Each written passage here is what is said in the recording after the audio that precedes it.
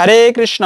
আগামী বুধবার 25শে বৈশাখ 8ই মে নতুন বছরের বৈশাখ মাসের প্রথম অমাবস্যা। আমরা তো এমনিতেও আগেও জেনেছি বৈশাখ মাস হচ্ছে বছরের 3টি মাস সব থেকে গুরুত্বপূর্ণ বলা হয়েছে। তার মধ্যে একটা হচ্ছে কার্তিক মাস, পৌষ মাস এবং বৈশাখ মাস। তো সেই বৈশাখ মাসে বিশেষ অমাবস্যা আরো বেশি গুরুত্বপূর্ণ। কেন? অমাবস্যার দিনে সাধনা করাকে বিশেষ ফলপ্রসূ বলা হয়েছে। তাই এই অমাবস্যার দিনে ভুলেও করতে নেই কিছু কাজ। আজকের এই পর্বে আমরা সেই প্রসঙ্গে জেনে নিব যে নতুন বছরের বৈশাখ মাসের প্রথম অমাবস্যা, এই দিনে ভুলেও করবে না এই কাজগুলো। খুবই গুরুত্বপূর্ণ প্রসঙ্গ, প্রত্যেকের আজকের এই তথ্যগুলো জেনে মেনে চলা উচিত। খুবই গুরুত্বপূর্ণ বিষয়। সকলকেই স্বাগতম জানাচ্ছি আমাদের এই ধর্মীয় তথ্যমূলক চ্যানেলে। আমরা চেষ্টা করি এরকম সনাতন ধর্মের গুরুত্বপূর্ণ তথ্যগুলোকে আপনাদের সাথে উপস্থাপন করতে, শেয়ার করতে। তেমনই একটা বিশেষ গুরুত্বপূর্ণ বিষয় হচ্ছে অমাবস্যার দিনে বিশেষ কিছু কাজ যেগুলো কখনো করা উচিত না, এবং কিছু শুভ কাজ রয়েছে যেগুলো আপনি করতে পারলে জীবনের অমঙ্গল দূরীভূত হবে, ভগবানের কৃপা, ইষ্টদেবের কৃপা লাভ হবে। সেই প্রসঙ্গেও আজকের এই পর্বে আমরা জেনে নিব। পাশাপাশি বলা হচ্ছে যে দেখেন, এই মাসটা কিন্তু খুবই গুরুত্বপূর্ণ মাস। তার আগে বলে নিচ্ছি, যদি এই তথ্যগুলো ভালো লেগে থাকে অবশ্যই একটা লাইক করে যাবেন এবং কমেন্টে আপনার ইষ্ট দেবতার নামটি অথবা প্রভু শিবের নামটি একবার হলেও লিখে যাবার অনুরোধ জানাচ্ছি। দেখেন, শুরু থেকে শেষ পর্যন্ত ধৈর্য ধরে একসঙ্গে থাকুন। আশা করছি আজকের এই তথ্যগুলো আপনাকে অবশ্যই সমৃদ্ধ করবে। বৈশাখ মাস, বছরে বৈশাখ মাস কেন এতটা গুরুত্বপূর্ণ? কেননা দেখবেন, আমরা ভাবি যে আমার এমন কিছু টাকা থাকতো বা এমন কোনো ধন থাকতো যা কখনো শেষ হবে না, সারা জীবন আমি খেতে পারবো। তো বলা হয়েছে বৈশাখ মাসে সেই ধন প্রাপ্তি হয় যদি কোনো ব্যক্তি পুণ্য কাজ করে, সেই পুণ্যের কখনো ক্ষয় হয় না। সেজন্যই বৈশাখ মাস এত মহিমাপূর্ণ। বৈশাখ মাসে যে ব্যক্তি একবার 1 টাকা দান করবে সে সহস্র টাকা দানের ফল লাভ করবে। যে ব্যক্তি একবার গঙ্গায় স্নান করবে সে ব্যক্তি সহস্রবার গঙ্গায় স্নানের সমফল প্রাপ্ত করবে। তাই বলা হয়েছে এই মাসে বেশি বেশি সকালবেলা প্রভাতকালে স্নান করা উচিত। অবশ্যই দান করবেন। এই যে দান কেন করবেন? কেননা অক্ষয় তৃতীয়া রয়েছে আগামী 10ই মে। বছরের সর্বশ্রেষ্ঠ দিন, বছরের সব থেকে গুরুত্বপূর্ণ মাস হচ্ছে বৈশাখ মাস, নতুন মাস। তার মধ্যে শ্রেষ্ঠ দিন হচ্ছে বছরের 365 দিনের 4 দিনকে বলা হয়েছে। প্রথম দিন হচ্ছে, সেটা হচ্ছে বিজয়া দশমী। আর একটা দিন হচ্ছে যে কার্তিক মাসের প্রথম দিন, এবং আর একটা দিন বৈশাখ মাসের প্রথম দিন। এই 4 দিনের মধ্যেও সর্বশ্রেষ্ঠ দিন হচ্ছে, সেটা হচ্ছে অক্ষয় তৃতীয়া। এই দিনে দান কেন করবেন? কেননা এই দিনেই দ্রৌপদীর এই যে বস্ত্রহরণ হচ্ছিল, ইতিহাসের একটা ভয়ানক দিন। সেই দিন দ্রৌপদীর বস্ত্রহরণ হচ্ছিল ঠিক এই অক্ষয় তৃতীয়ার দিনে। এবং দ্রৌপদী কি পুণ্য করেছিল, কি পুণ্যের ফলে দ্রৌপদীকে ভগবান এতটা কাপড় দিয়েছিল যে দুঃশাসন টেনে শেষ করতে পারেনি। কেননা দ্রৌপদী কিন্তু দান করেছিল। দান করেছি কোটি টাকা কি ভগবানকে দান করেছে বা স্বর্ণ অলংকার দান করেছিল? না, দান করেছিল মাত্র শুধু একটুকু কাপড়। একবার কৃষ্ণ যুদ্ধ করতে গিয়ে সেই চক্রকে আহ্বান করতে গিয়ে সুদর্শন চক্রকে কনিষ্ঠ আঙ্গুল কেটে গিয়েছিল, এবং তখন দ্রৌপদী নিজের বস্ত্র ছিঁড়ে একটুকু বস্ত্র কৃষ্ণের আঁচলে সেই হাতে বেঁধে দিয়েছিল। ফলশ্রুতিতে ভগবান শ্রীকৃষ্ণ সেই দানের প্রতিদান স্বরূপ এত কাপড় দিয়েছিল, দুঃশাসন টেনে শেষ করতে পারেনি। তাই বলবো এই মাসে বেশি বেশি দান করুন। আর বেশি দিন বাকি নেই বৈশাখ মাসের, বিশেষ করে অন্তত পক্ষে আগামী 10ই মে অক্ষয় তৃতীয়ার দিন সম্ভব হলে আপনার যথাসাধ্য ভাবে যা পারবেন তাই আপনি কোনো গরিব ব্যক্তি অথবা বিশেষ করে বলবো কোনো বৈষ্ণব ব্রাহ্মণদেরকে দান করুন। আমরা দান করতে চাই না, কিন্তু দান করলে কখনো যে জিনিস দান করা হয় সেই জিনিসের কখনো কমতি হয় না। কিরকম? আমি ভিডিওর মূল প্রসঙ্গ বলে দিচ্ছি, তবে এই তথ্যগুলো আমাদের জানা প্রয়োজন। একটা বুড়ি, সে ব্যক্তি দেহত্যাগ করেছে। এইবারে তাকে যমলোকে নিয়ে যাওয়া হলো। তাকে স্বর্গে দিয়েছে, একটা সুন্দর ঘর করে দিয়েছে স্বর্গে, স্বর্ণের সুন্দর জমি দিয়েছে, কিন্তু খাবার মতো কিছু দেয়নি সেই ঘরের মধ্যে। তো এবার বুড়ি চিৎকার করে বলতেছে যমরাজকে যে আমাকে এত কিছু দেওয়া হলো, এত সুযোগ সুবিধা দেওয়া হলো, কিন্তু খাবার নেই, তো আমি কি করে বাঁচবো? তখন সেই বুড়িমাকে বলল, দেখো তুমি পুণ্য করেছিলে একটুকু, কি কখনো কাউকে দান করতে না, কিন্তু একবার একজন বৈষ্ণব তোমার বাড়িতে ভিক্ষা চাইতে আসলো, তুমি একটা মাটির ঢেলা তার দিকে ছুঁড়ে ফেললে এবং বললে এটা নিয়ে চলে যাও। তো তুমি তাকে অন্ন দান করনি, সেহেতু তোমার পাপের ফলস্বরূপ তোমার কখনো এই ঘরে অন্ন থাকবে না। তবে তুমি পুণ্য কাজ করেছিলে কি, একটুকু মাটির ঢেলা তার দিকে ছুঁড়ে মেরে তাকে দান করেছিলে। এই যে অবহেলার সহিত দান হলেও এই পুণ্য বলে তুমি এই সুন্দর জমি প্রাপ্ত করেছো আর ঘর প্রাপ্ত করেছো। তারপরে আবার স্বর্গের দেবদেবীরা তাকে বলেছিল, সেই বুড়িমাকে, তুমি ব্রত করো, একাদশী ব্রতের ফলে তোমার এই পাপ দূরীভূত হবে। এবং সেই বুড়িমার পাপ দূরীভূত হয়েছিল, সে স্বর্গে সুন্দর অনেক শস্য মানে খাবার দাবার পেয়েছিল। তো যাই হোক, সেটা ভিন্ন কথা। তবে দান করলে, দানের বলার উদ্দেশ্য ছিল দানের মহিমা, যদি অবহেলার সহিত কোনো ব্যক্তি দান করতে পারে তার মহিমা কিন্তু কখনো কমে না, বরঞ্চ দানের ফলে যে জিনিস দান করা হয় সেই জিনিস আরো বৃদ্ধি পায়। সেজন্য আপনারা অবশ্যই এই বৈশাখ মাসে বেশি বেশি দান করুন, বিশেষ করে অক্ষয় তৃতীয়ার দিন। সম্ভব হলে আপনারা এই আগামী 8ই মে যে অমাবস্যা রয়েছে, বছরের প্রথম অমাবস্যা, এই দিনে আপনারা ভগবানকে বিশেষভাবে ভোগ অর্পণ করে নিবেদন করে ছোট্ট বাচ্চাদেরকে, বৈষ্ণবদেরকে প্রসাদ পাওয়াতে পারেন। এবং বলা হয়েছে যে এই দিনে আপনারা অবশ্যই সূর্যদেবের উপাসনা করবেন। কেন করবেন? কেননা প্রত্যেকটা ব্যক্তির প্রভাতকালে ঘুম থেকে উঠেই সূর্যদেবকে প্রণাম করা উচিত। এটা সনাতন সংস্কৃতি ছিল। বৈদিক যুগে সবাই ভগবান সূর্যনারায়ণকে প্রণাম করত দিনের শুরুটা। সেজন্য সূর্যদেব উদিত হওয়ার পূর্বেই সকলের ঘুম থেকে ওঠা উচিত। সায়েন্টিফিকের ভাষায় যে ব্যক্তি সকালবেলা ভোরে ভোরে ঘুম থেকে উঠে, সে ব্যক্তির আয়ু ক্ষয় হয়। এবং বলা হয়েছে যে ব্যক্তি সূর্যদেবকে প্রণাম করে সে ব্যক্তির দিনটি ভালোভাবে কাটার সম্ভাবনা থাকে। সেই সূর্যদেবকে প্রণাম মন্ত্র হচ্ছে ওম জবা কুসুম সংকাশম কাশ্যপিয়াম মহাদত্তিম ধন্তারিম সর্ব পাপগ্ন প্রণতহস্মি দিবাকর। এই মন্ত্রে সূর্য দেবতাকে প্রণাম করা উচিত। এবং সম্ভব হলে, অবশ্যই সম্ভব নয়, এটা আপনারা অবশ্যই চেষ্টা করবেন, এই আর যতদিন বাকি আছে বৈশাখ মাসে, অন্তত পক্ষে এই কয়টা দিন আপনারা যারা না করেন, সূর্যদেবকে প্রণাম করে অর্ঘ্য দান করবেন। কেননা সূর্য দেবতা এই বৈশাখ মাসে মেষ রাশিতে অবস্থান করে, তাই সূর্যের প্রভাব থাকে এই মাসে বেশি। সেজন্য সূর্যের উপাসনা করাকে এই মাসে বিশেষ গুরুত্ব দেওয়া হয়েছে। 5 ধরনের উপাসক হয়: সৌর, শাক্ত, গাণপত্য, শৈব এবং বৈষ্ণব। তার মধ্যে সৌর বলা হয়েছে তাদেরকে যারা সূর্য দেবতার উপাসনা করে। এবং সূর্যদেবের উপাসনা করলে সাধারণ কোনো দেবতা নয়, তাকে দেবতাও বলা উচিত নয়। কেন? এই যে কয়েকদিন আগে আমাকে একজনের কমেন্টে বলেছেন যে আপনি ভগবানকে দেবতা বলে উচ্চারণ করেছেন। হ্যাঁ, আমি এটা অবশ্যই পাপের, ভগবানকে দেবতা উচ্চারণ করা। যদি বলে থাকি তবে এটা আমার অবশ্যই অপরাধ হয়েছে। সেজন্য ভগবানকে দেবতা জ্ঞান করা, এমনকি গুরুদেবকে সাধারণ মনুষ্য জ্ঞান করা, এটাও একটা অপরাধের। আমরা আবার অনেক সময় গুরুদেবকে ভগবান জ্ঞান করি, কিন্তু মনে রাখবে গুরুদেব স্বয়ং যে কৃষ্ণ তিনি নয়। গুরুদেব হচ্ছে ভগবানের প্রতিনিধি, তিনি সাক্ষাৎ ভগবানের সমকক্ষ কখনোই নয়। হ্যাঁ, শিষ্যের কাছে গুরুদেবে ভগবান জ্ঞানে পূজিত হবে, তাই বলে এই নয় সে ভগবান হয়ে গেছে, সে যা বলবে তাই হবে না। অবশ্যই সে ভগবানের প্রতিনিধি, তাকে ভগবত জ্ঞান করতে হবে, তাই বলে সেও ভগবান নয়। তো এরপরে হচ্ছে আর একটা বিষয়, বুধবার যে অমাবস্যা, ভিডিওর যে মূল প্রসঙ্গ, অনেকে অপেক্ষা করে আছেন আরে কি আজে বাজে কথা বলে। বুধবার যে মূল অমাবস্যা তিথি, বছরের প্রথম অমাবস্যা, সেই বৈশাখী অমাবস্যা কখন শুরু হচ্ছে সেটা হচ্ছে, মনে রাখবেন, আমি তিথিটা প্রথমে বলে দিচ্ছি ভালো করে, যে মঙ্গলবারে শুরু হচ্ছে এই অমাবস্যা তিথি। সেই মঙ্গলবার সকাল 10:48 থেকে অমাবস্যা তিথিটা শুরু হচ্ছে। এবং অমাবস্যা তিথি থাকবে বুধবার সকাল 8:48 পর্যন্ত। এই সময়ের মধ্যে মূলত অমাবস্যা তিথি থাকবে। এখন কথা হচ্ছে, তাহলে বুধবারে কেন করতে হবে? অমাবস্যা তো মানে আগের দিনে মঙ্গলবারেই শুরু হয়েছে। কেননা উদয়া তিথি মেনে ব্রহ্ম মুহূর্তকে স্পর্শ করেছে বুধবারের, তাই বুধবারেই এই অমাবস্যা তিথি পালন করতে হবে।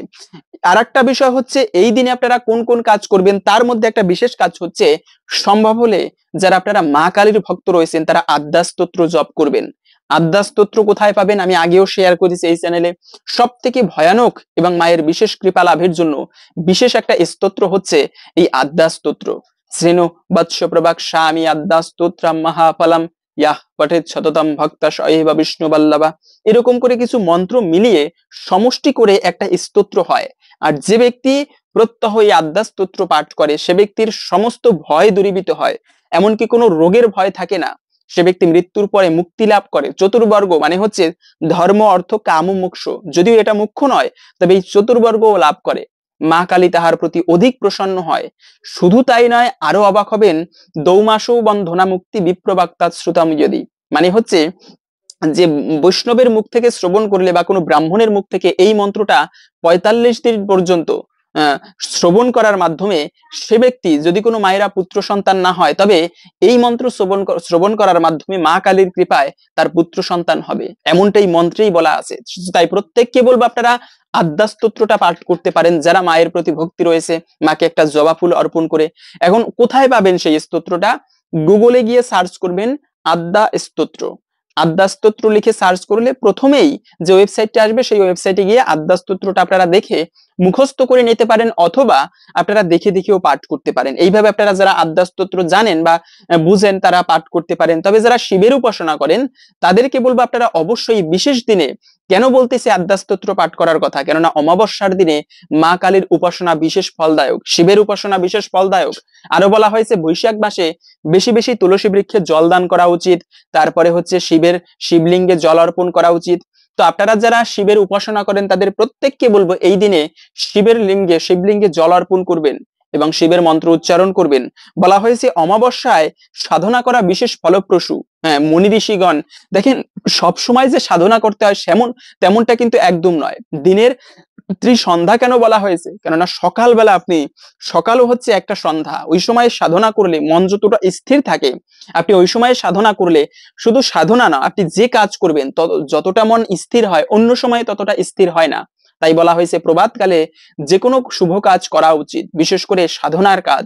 তাই আপনারা এই যে শুভ সময়, বিশেষ করে অমাবস্যা তিথি, পূর্ণিমা তিথি, আমরা অনেক সময় অমাবস্যাকে খারাপ বলে জানি, কিন্তু অমাবস্যা কিন্তু খারাপ নয়, সাধনা করার জন্য এই দিনটি সেরা। এবং অনেক তন্ত্র সাধকেরা অপেক্ষা করে থাকে কখন অমাবস্যা আসবে, কখন পূর্ণিমা আসবে, বিশেষ শুভ দিনের জন্য অপেক্ষা করে থাকে। তা আপনিও প্রত্যেককে বলবো এই দিনকে কাজে লাগান। এবং আর একটা বিষয় হচ্ছে দান করবেন, যা তো একটু আগেই বলে দিলাম দানের মাহাত্ম্য। তবে যদি এই দিনে আপনারা মন্দিরে বাস করতে পারেন এটাকে আরো পুণ্যময় বলা হয়েছে। কেন? যদি কোনো ব্যক্তি একটা দিন কোনো শুভ দিনে ভক্তির সহিত মন্দিরে যাপন করতে পারে, ভক্তি শ্রদ্ধার সহিত, তবে সে ব্যক্তিরও জীবনের সকল পাপ বিধৌত হয়ে যায়। মন্দির বাস ভগবানের ধাম, স্বয়ং বৈকুণ্ঠ যেরকম এই পৃথিবী লোকের, সেই মন্দিরও এক একটা বৈকুণ্ঠ। ভগবানের বৈকুণ্ঠে গেলে যেরকম দেখতেন ঠিক সেই রকম ভগবানের মন্দিরেও বলা হয়েছে। তাই সেই বৈকুণ্ঠে বাস করা সকলের ভাগ্যে হয় না। তাই আপনারা এই দিনে সম্ভব হলে অবশ্যই মন্দিরে, আশেপাশে কোনো মন্দির থাকলে সেখানে বসবাস করতে পারেন। এখন হচ্ছে ভিডিওর যে মূল প্রসঙ্গ, অনেকে অপেক্ষা করে আছেন কখন বলবো, যে কাজগুলো ভুলেও কখনো করবেন না এই অমাবস্যা তিথিতে। তার মধ্যে প্রথমত হচ্ছে সন্ধ্যের সময় ঠাকুর ঘর, বিশেষ করে সন্ধ্যার সময় অমাবস্যার দিনে অন্ততপক্ষে বাড়ি ঘর কখনো অন্ধকার রাখা উচিত নয়। তাই বলা হয়েছে একটা প্রদীপ অবশ্যই প্রজ্বলিত করে রাখুন ঠাকুর ঘরে। আমি বরাবরই বলে আসছি এবং বলবো ভবিষ্যতে আরো, যে আপনারা কখনো সন্ধ্যার সময়, এটা অমাবস্যা বলে কোনো কথা নেই, যে বাড়িতে সন্ধ্যাকালে ঠাকুর ঘর অন্ধকার অবস্থায় থাকে সেই সংসারের মানে আনন্দের অন্ধকার আসে, শীঘ্রই সেই সংসারে দারিদ্রতা আসে, দুঃখ আসে। তাই কখনো ভগবানের মন্দির, ঠাকুর ঘর অন্ধকার রাখা উচিত নয়। শাস্ত্রে দেখেন কত সুন্দর যুক্তি বলা হয়েছে, ভগবান আমাদের জন্য এত কিছু দিচ্ছি কিন্তু আমরা ভগবানের জন্য কি করি? যে ব্যক্তি উপকারের স্বীকার করে না বা কৃতজ্ঞতা প্রকাশ করে না তাকে বলা হয়েছে অকৃতজ্ঞ। ভগবান এই যে একটা বাল্ব জ্বলতেছে, আমি ভিডিও করতেছি, দুই পাশে বাল্ব জ্বলে, মাস শেষে একটা বিল দিতে হয়, কিন্তু ভগবান যে সূর্যরূপী একটা বাল্ব এমন ভাবে দিয়ে রেখেছে 12 ঘন্টা উঠে আর নেভে, কখনো তার ডিউটির মানে মানে দেরি করে না। তো ভগবান এত সুন্দর একটা বাল্ব দিয়ে রেখেছে, সেই বাল্বটা যদি সেই বিলগুলো যদি পাঠায় সারা জীবনের, তুমি কত টাকা দিবে? আজকে বাতাস, অক্সিজেন, বাতাসের এত সুন্দর বাতাস, ফ্যান চলতেছে, তার একটা বিল দিতে হচ্ছে, কিন্তু ভগবান যে ন্যাচারাল বাতাস দিয়ে রেখেছে তার বিল পাঠালে কত টাকা দিব আমরা?